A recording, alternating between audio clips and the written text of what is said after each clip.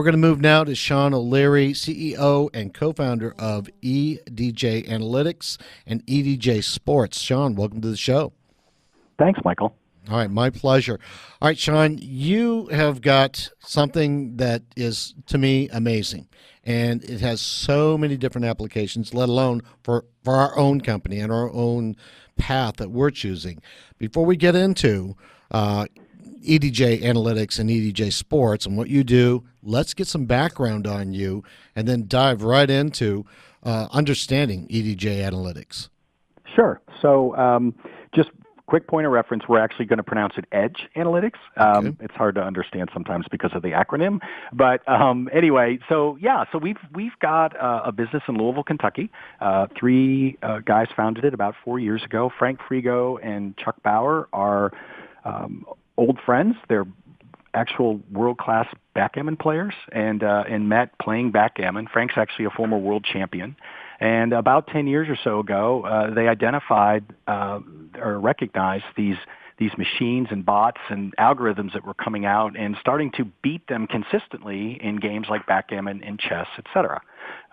They put their heads together and realized that one of the biggest games nationally in our country that really suffers from a lot of poor decision making is football. So Frank and Chuck built what was then called Zeus, the first simulation model to improve in-game decision-making for coaches, for both the NFL and college. Tell us how that works. Yeah, so we have a simulation model that takes into account a number of different variables that can occur during a game: timeouts, points scored, time of game, place on the field, et cetera. We layer on top of that our own specific power index that measures the value or the relative weights and strengths of offensive and defensive rush and pass rankings for common opponents. And we run that game at any point in time from a play about 100,000 times. And that actually runs the game out through the end and produces a separate game log that would look indistinguishable from anything you might find online or in a newspaper back in the day at the end of a game. So it allows teams and coaches to prep their game planning by understanding certain situations in games against a specific opponent that we've kind of built that power index for, to see where the advantages are in a game and what the cost is for certain decision making. So we do a very good job at each point in the game in measuring what we call the GWC, the game-winning chance, and the likelihood or win probability of a team at any given point in time, as well as the value not only of the next play call, but also the alternative plays that could have been called at any point in time. And this is in use right now, real time, with the NFL. It is. When we say real time, it's not allowed to be used live during a game in the NFL or Division I. So our clients will look at it throughout the week. We do have the ability to segment certain situations like overtime decisions on fourth downs, extra points, things like that they can take into a game with a basically printed off each week for that specific component. But you could use it real time if you wanted to. Absolutely, you could. High schools certainly could use it, Division II, Division III schools, et cetera. So, yeah, as this becomes more common, I'll say, within the leagues, we expect it to take place. There's no reason why it shouldn't, but right now it's not allowed. Now, we're going to go into a break here in about a minute, but give us an overview, and we're going to get into the medical side of this on the next segment. Give us an overview of some of the different places where your technology can improve the results of the people using it. Yeah, so we're really all about helping people just improve their decision making. There's a lot of information that's coming to us, and it's growing exponentially, as we all know. So how do we process that in a way to make better decisions in important areas? So we are in healthcare, as you alluded to. I guess we'll talk more about that. We've built trading applications for hedge funds. We have helped universities identify students who are at higher risk for dropping out. There's a number of different things that we can do with the technology that we've got and the expertise that we've built to just understand really what's likely to be the future behavior, of a specific person, right down to the individual. All right, let's take a break now, Sean, and we'll come back and start off on the medical side, and then I also want to talk to you about the entertainment industry using that for something like what we would use it for, all right? Sure, great. We'll be right back. Sean O'Leary, CEO, co-founder of EdjAnalytics and EdjSports. You've been listening to CEO Money. This segment brought to you by Lots of Yachts.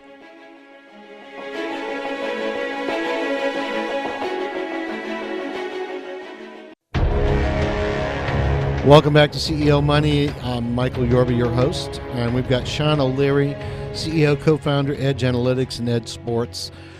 Sean, we have been going over and all kinds of baseball, football, predictive patterns, human behavior, and then, the wild card stuff about your technology. So you're going to be able to shed some real light on it as we go forward.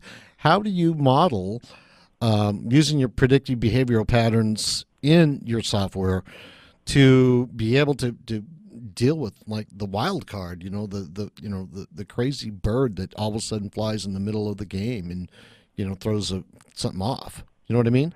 Well, yeah. Well, I mean, when you do, let's say, as I mentioned earlier, say 100,000 simulations from one point in time, you're going to have outliers, no doubt, right? Imagine what the curve of potential outcomes. So at any point in time or any play, you can have a turnover, you can have a penalty, you can have something wacky that occurs.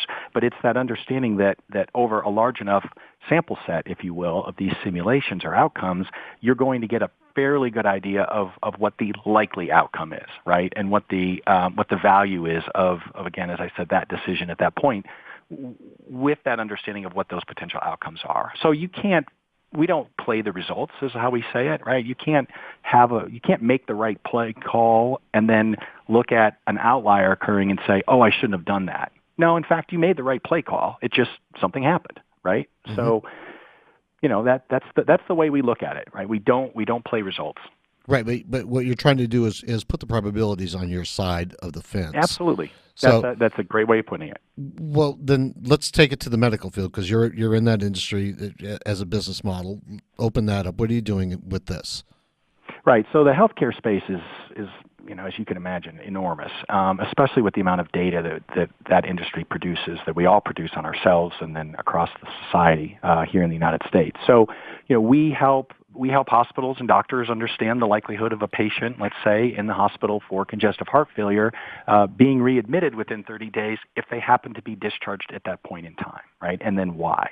So someone has congestive heart failure, they're in the hospital for it. At some point, they're going to be discharged, and the hospital should really understand the likelihood of that person coming back within 30 days because that is a problem. Readmissions is a big problem, and one that's large enough that Medicare has said, hey, listen, if your readmissions exceed a certain level within 30 days, we're going to start to ding you on your reimbursement. And so hospitals are financially motivated to make sure that when people are discharged, they don't go back into the system. So we help them identify those people that are at higher risk and help them understand why. And that's one application for sure. Okay. Well, success rates on that? In terms of, I'm sorry? In terms of finding out who's more prone to come back and who isn't. I'll just tell you at this point, we have a highly predictable series of models that are in use right now in hospitals in the United States. Okay. All right. That's what I wanted to find out. All right. Let me change a little bit and then bring it back into, because in the entertainment industry, this is a real moving target. What is the audience going to want next? And I had a conversation with the company so they could do that, and they could figure out through behavioral patterns where it's going to end up next so that you can be ahead of the game and be waiting when they show up in regards to appetite for consumption of media. Is there anything that you're doing that leads to that with the predictive behavior patterns that you work with your software? Well, we don't do that specific application. I mean, we are a company. We focus primarily, as you've mentioned, on sports and healthcare. We work in education and services area that does a lot around employee retention and recruiting, and then certainly the traded markets. So, as far as consumer behavior, we do in healthcare work around working on projects related to consumerism. How much is this person likely to spend? What are they likely to spend it on? What's the right doctor-patient fit to enhance that relationship between the healthcare provider and the patient, et cetera? We don't work specifically in the entertainment industry right now, though. I would think that there is a big appetite if you would be able to make that breakthrough. Not saying that you should change your business model. I'm not saying that. Well, no, Michael, I'll tell you, and this is one of the great things about these discussions in this company is that we have people talking about those types of things every day, yeah, I mean, there's a ton of opportunity out there. There's so much data, and as you pointed out, with entertainment, and I've mentioned earlier, it really is about what can we do to predict the future behavior down to an individual level, right? So are they going to go to a specific movie? Which restaurant are they likely to attend or to visit, and why? That's absolutely an application that's out there, and there are a lot of companies out there, I'm sure, trying to address it. We have such a big market in front of us with the stuff that we're doing. We're just trying to keep our arms around it. Got it. All right, Sean, we're going to have to bring it to a close, but best way to reach you for our audience to follow up and really put your technology to use for themselves. Yeah, well, we've got a website, EdjAnalytics.com. We've got an info email address at info@EdjAnalytics. We'd love to hear if anybody's got some other ideas related to the markets we've talked about and/or questions about the business model. We're really excited as we head into 2018 for a big year, and just love the challenge in front of us. Thanks for being here, Sean. Thanks a lot, Michael. You're welcome. Sean O'Leary, CEO, co-founder, EdjAnalytics and EdjSports. We're going to go now to Markets to Watch with David Williams of PageTrader.com. This segment has been brought to you by Tycon Partners.